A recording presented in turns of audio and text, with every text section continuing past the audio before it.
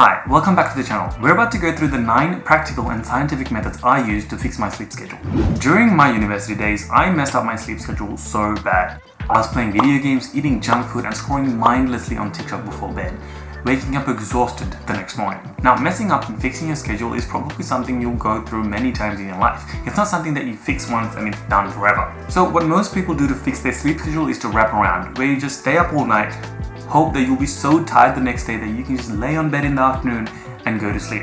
Now, this sounds all good until you wake up midday the next day because of sleep debt. You can't just skip an entire sleeping session and not have to catch up on it on the following days. Now, I have tried and failed this method a couple of times, and looking back, the biggest issue is that this is a temporary solution to a lifestyle problem. It doesn't address why you aren't going to bed at your specific time or what you do immediately after you wake up, both of which are very important to having a proper sleep schedule.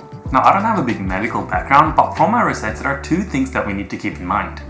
Number 1, the circadian rhythm, which is like the internal clock of your body and is influenced by light, specifically sunlight. Basically, when it sees light, it tells your brain, hey, it's daylight outside, you probably shouldn't be sleeping right now.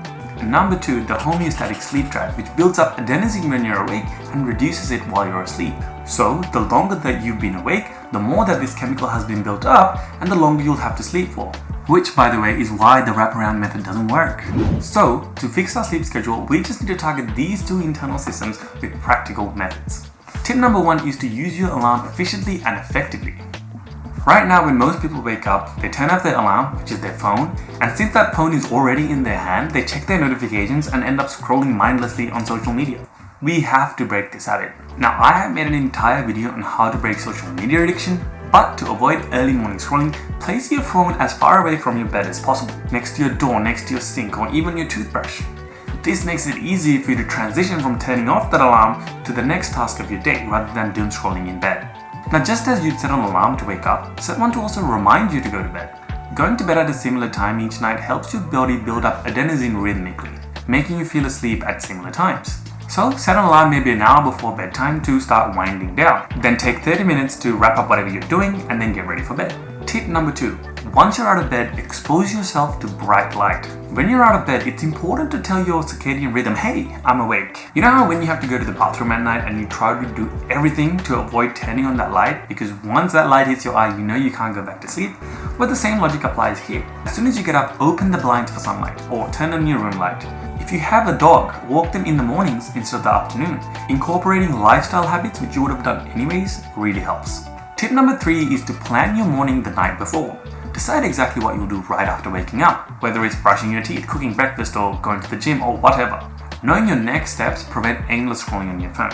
One strategy that really helped me was simply recording my hours on a spreadsheet, which I've included in the description, by the way. Logging your sleep the first thing is great because not only does it take 2 minutes, but it forces you to pull out your laptop and inject light directly into that circadian rhythm. Plus, tracking my sleep and seeing improvements really motivated me to stick with the process. Now, I didn't use this tracker for long because a week or 2 of consistency should fix your sleep schedule. But it's a useful tool to get started and give you that initial motivation. Tip number 4 is to avoid drinking coffee past midday. There's no need to delve into the science, everyone knows that coffee helps you stay awake, and since our goal is to sleep earlier, the last thing we want to do is to put in a chemical that messes with our sleep schedule. Now, I decided to cut out coffee completely, but if you must have it, make sure to have it before noon. This basically gives enough time for your body to clear it through the system. Tip number 5 is to go light on dinner. Now, there's an old saying, eat breakfast like a king, lunch like a prince, and dinner like a pauper. Whether or not this advice is valid, it certainly helped me fix my sleep schedule. By eating a light dinner, I essentially fasted through the night. This made me eager to get out of bed and have breakfast as soon as I woke up. So I'd have a light dinner by around 7 PM, go to sleep by 11, and wake up in the morning with my empty stomach dragging me out of bed. Tip number 6, which you probably heard before, is to turn on the blue light filter in your phone. This ties back to our light-sensitive circadian rhythm.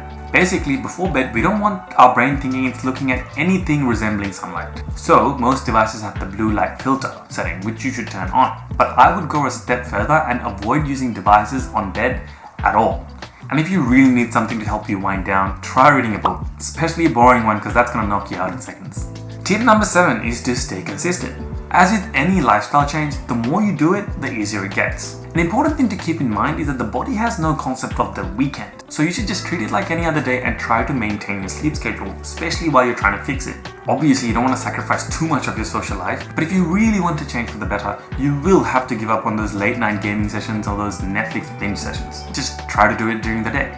The 8th tip is to lower your body temperature.